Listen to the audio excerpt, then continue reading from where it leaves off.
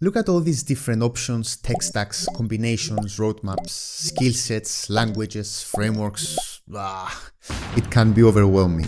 But don't worry, I'll help you decide the best path to follow to become the software engineer you desire. I know your time is limited as you have other hobbies and obligations and you want to become a software engineer as fast as possible. But let me tell you one thing. Becoming a programmer is not the easiest thing in the world. That's why I've crafted the ultimate roadmap for aspiring software engineers, covering what you need to learn, how and where to learn it, how to get ahead of 99% of the competition, and what are the salary ranges for each specialty. All this, of course, without the necessity of having a computer science or any other degree. And because I love you so much, stick around till the end for a special tip that could give you a huge edge in your career. Before we dive into the important stuff, my name is Pete. I've been writing code for over 12 years, and my mission is to help you become a software engineer and land your first high-paying job. Here's what we will learn today. First things first, let's talk about the basics. You might be wondering which programming language should I start with? Well, languages like Python, JavaScript, and Go are essential. But why these languages? Python is versatile and beginner-friendly. JavaScript is the backbone of web development, and Go is gaining traction for its efficiency. Therefore, mastering these can open many doors. Start by learning one of these languages to grasp the mentality to think like a programmer. Later, you can pick up another, perhaps more complex language, and don't worry, you won't waste time. Learning to think as a programmer is the most important part. Switching languages means just different syntax. The logic behind it remains the same. Further down in this video, I will help you decide which is the best language for you to learn. Did you know that Python is used by companies like Google, Facebook, and NASA?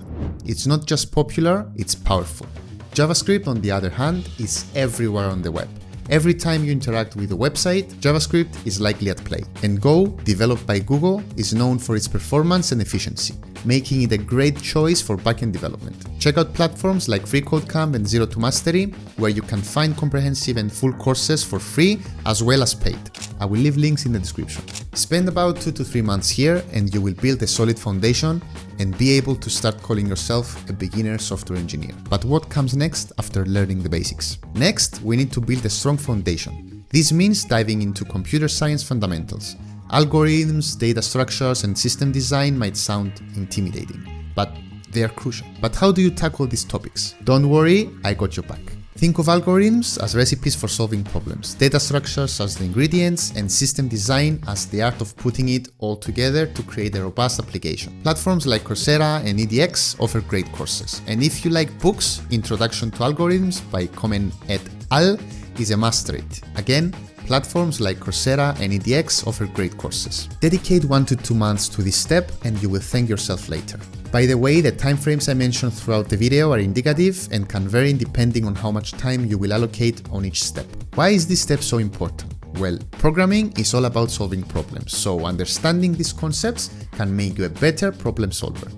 For instance, knowing the right data structure can make your code more efficient and easier to maintain. And in job interviews, these topics are often the focus. So mastering them can give you a significant advantage. Of course, you can swap this step with the next one on the list, just for the sake of doing something more fun in the beginning.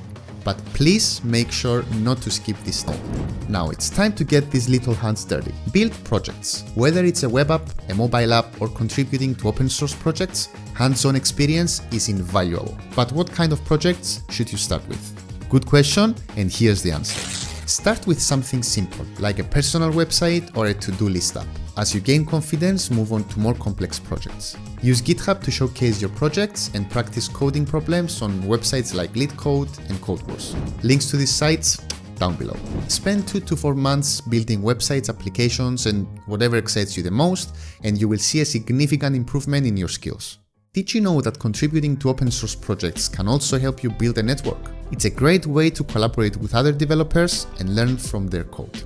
Plus, it looks impressive on your resume. But what if you're not sure which path to specialize in? Haha, I thought you'd never ask. Specialization is key. Do you want to be a front-end developer, back-end developer, or maybe a full-stack developer?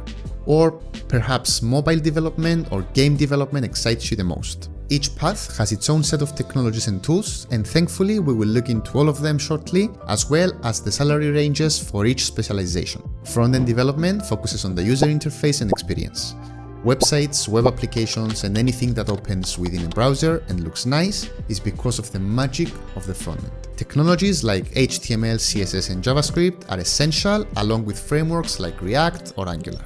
Backend development, on the other hand, deals with the server side. Heavy calculations, communication with servers and databases, and anything that works behind the scenes is mainly thanks to the backend. Languages like Node.js, Python, and Ruby are popular, along with databases like SQL and NoSQL.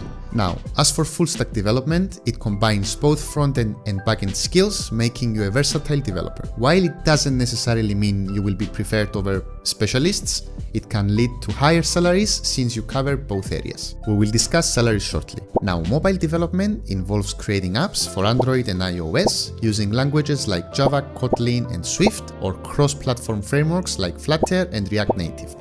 Game development is another exciting field using engines like Unity and Unreal Engine and languages like C# and C++. You can explore platforms like Udacity for nanodegrees and specialized YouTube channels for in-depth tutorials. Spend 2 to 3 months while building projects to find your niche. The real question here is, how do you stay connected and keep learning? Networking is often overlooked, but it's crucial. Join LinkedIn, attend local meetups, and participate in online communities. But how do you make meaningful connections? Engage with communities on Stack Overflow, Reddit, and Discord. Networking is an ongoing process, so keep at it. Do you know that many job opportunities are found through networking? It's not just about what you know, but who you know. Building a strong professional network can open doors to new opportunities and collaborations. The best opportunities out there are mostly taken by people who know people. You don't have to be real friends or go out every weekend for beers. You can become connections within LinkedIn or other social media platforms and simply ask them to hand your CV as a referral to the hiring manager. This will go a long way, believe me. You both benefit from that. You get a higher chance to get an interview invitation since you were referred from an employee of that company, and therefore he will get a referral bonus for introducing your CV to the company. Fun fact, that's how I got my previous job, but only after I did the following step. Preparing for the job market involves creating a standout resume and portfolio and acing technical interviews.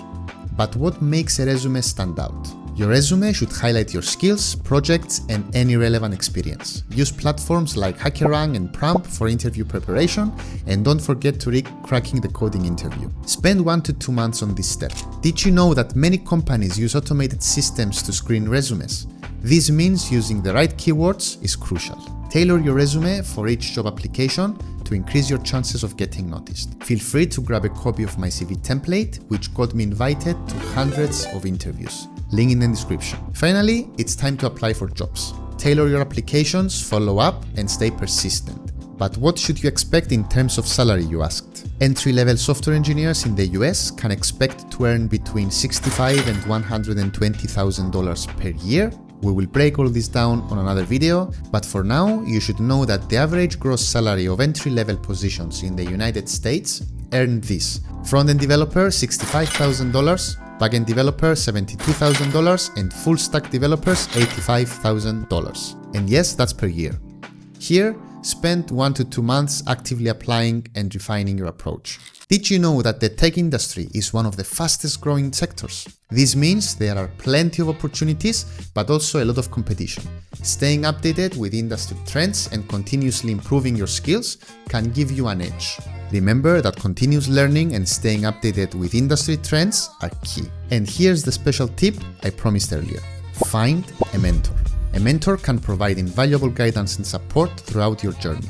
But before you go on and find a mentor, go watch this video next, as it will be very valuable in continuation to what we've discussed today. If you found this video helpful, please like and subscribe and comment below with any questions or topic you would like to see next. Thanks for watching, and I'll see you on the next one.